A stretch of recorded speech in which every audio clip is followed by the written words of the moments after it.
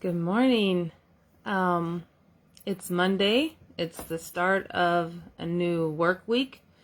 And I pray this week that everyone is blessed. But I wanted to share a thought on exercise this morning. I don't know how many of you woke up this morning and went and exercised. If I were to go out on a limb and guess, it wouldn't be the majority of you. If you're like me, the first thing you do every morning is an exercise. But the kind of exercise I want to talk about isn't necessarily physical exercise, although that's important. It's important that we keep our muscles strong, that we get up and move around. It helps our body to work properly and increases cellular function and vascular function and respiratory function, and it actually increases serotonin and improves our mood, and as long as we can get over being upset that we're exercising in the first place. But the kind of exercise I want to talk about is spiritual exercise, because that requires a lot less physical exertion, and yet we do it even less than we do physical exercise.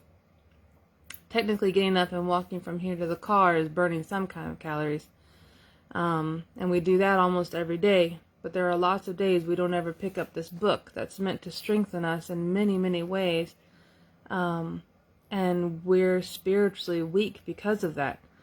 But I want to remind you of a story in the Bible, and you can find it in Judges.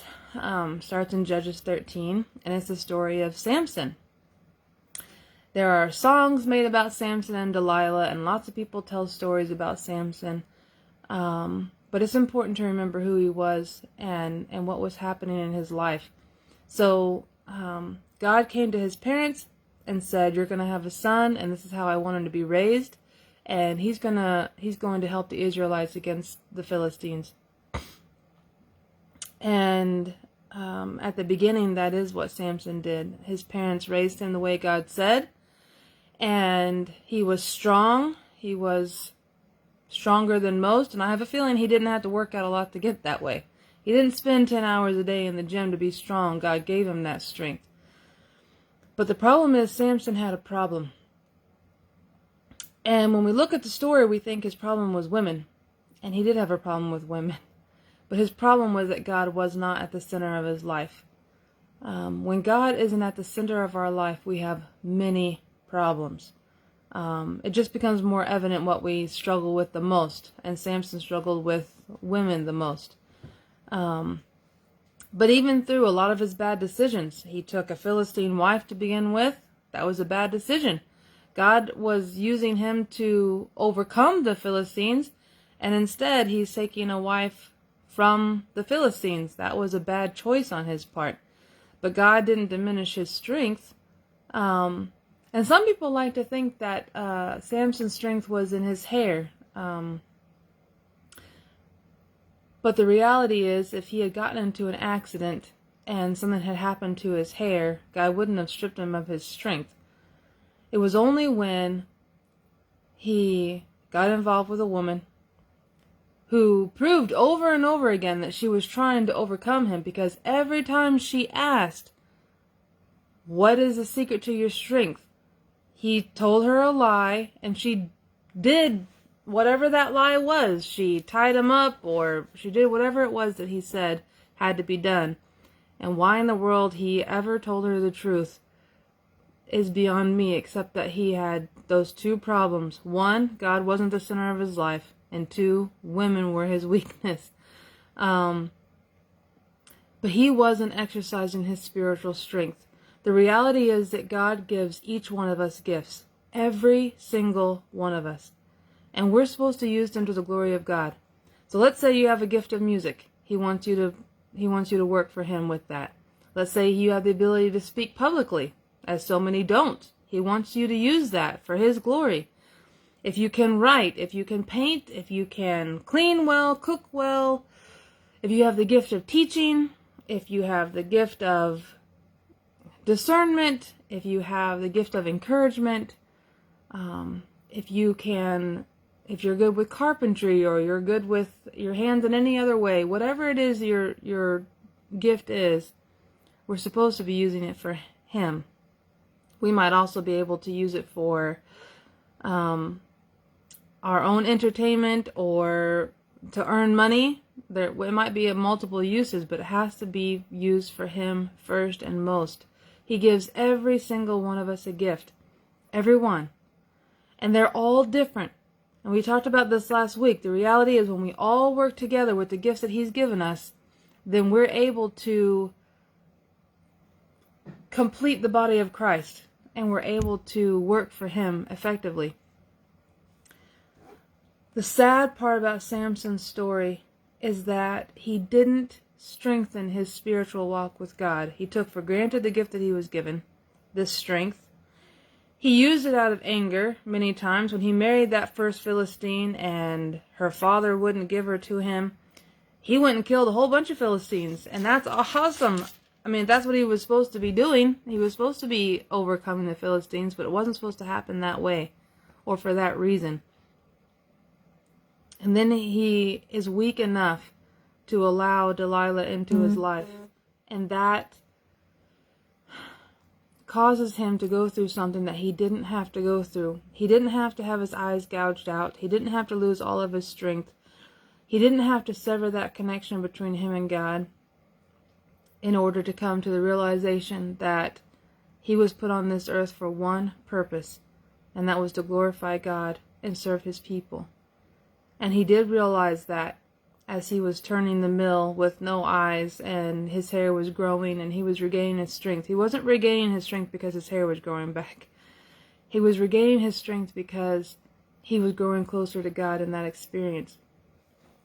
Some of us have to be knocked down completely. We have to fall into the pit that we've dug, or that Satan's dug, or whatever else. We have to hit rock bottom in order to see what God is really doing in us and for us and on our behalf. And God doesn't want it to be that way. He doesn't want us to have to hit rock bottom in order to see Him. And it's not that He's pushing us that far. It's that we're going that way. I know people who are like, I'm pretty sure I'm supposed to serve God in some way, but nothing in their life shows that that's the direction they're moving in. They're focused on a million other things. They're focused on work. They're focused on entertainment. They're focused on their own goals and dreams, and they're not focused on what God has planned for them. And the problem is, sometimes we think that we misunderstand God in such a way that we're worried that what He has planned for us isn't something we want to do. But the reality is that the only thing worth doing is what God has planned for us. We'll struggle in every other area if we're not doing what He wants us to do. His plan is absolutely for our best. And I know I say that every day, but it is. God had a different plan for Samson, and it didn't involve his eyes getting gouged out. And in the end, Samson did fight for his people, and he did take down a lot of Philistines, and he did accomplish a purpose, but God didn't want it to happen that way. God is victorious, and when we work for Him with the gifts that He gives us, we're also victorious, and we don't have to suffer as much as we do.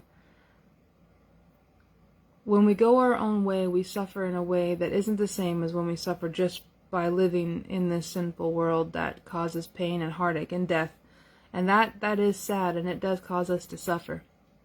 But I can tell you from experience that when you work against God, when you go down another path, that's harder than what life has to throw at you. Because you're doing it on purpose, and we don't have to do it that way. We don't have to go against God. We need to be building our spiritual muscles, and that starts with spending time with Him every day. Filling our life with Him, asking Him what we're supposed to be doing. I heard a pastor, and he always used to say that in the morning he would get up and he would ask God what tie he should put on, and then ask God what shirt he should put on, and then ask God what suit he should put on. And that sounds extreme, but it's not. If we don't ask God what we're supposed to be doing in the small things, we will never come to him and ask him what to be doing in the big things. And I hear too many people saying, why is God allowing us to go through this situation, when the reality is we caused that situation ourselves? We made that bad choice. We're the reason that that thing got taken away or that thing got lost. And I'm not talking about death from disease or getting sick with COVID or any of those things that are out of our control. I'm talking about the million things we suffer from because of our own bad choices, and we don't have to keep making those choices. And we definitely cannot blame God for the consequences of those wrong choices.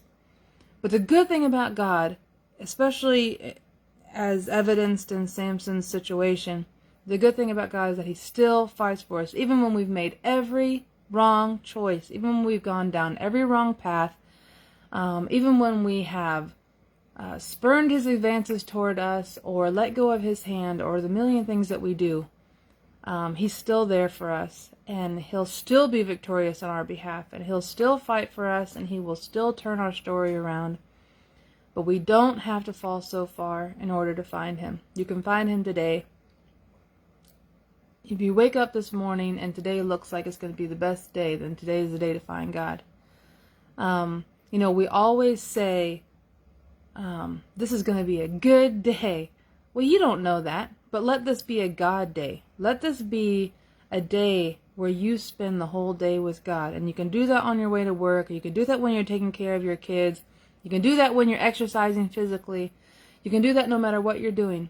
Let today be a God day, and then it for sure will be a good day. And it doesn't mean that everything happens will be good. Sometimes bad things are going to happen. You're going to get bad news. You're going to get stuck in traffic. You're going to break a fingernail. Who knows what bad things might happen.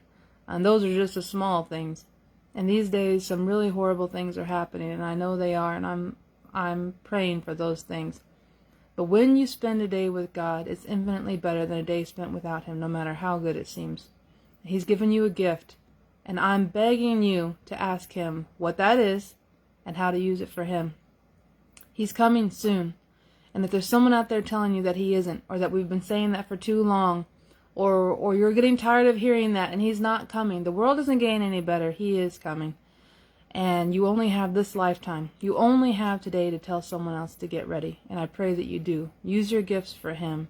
Exercise your spiritual muscles. Do not be found weak, because Satan knows how to overcome you. He's stronger than you are. But God is stronger than Satan. And God is victorious. And you have the ability to use all that God's given you to fight for him and to overcome Satan. And I pray that you do. And I can't wait to see what you're going to do for him today. Have a very blessed day.